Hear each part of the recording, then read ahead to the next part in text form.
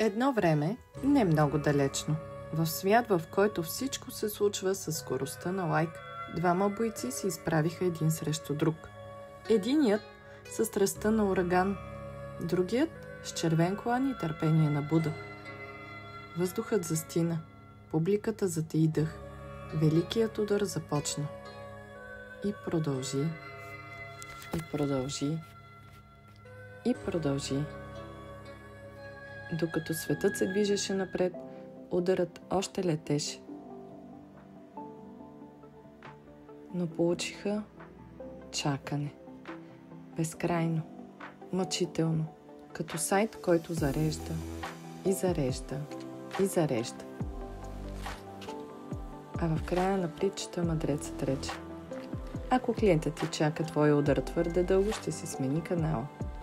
Не караме клиентите да чакат. Създаваме сайтове, които действат преди да мигнеш. Визери Студио.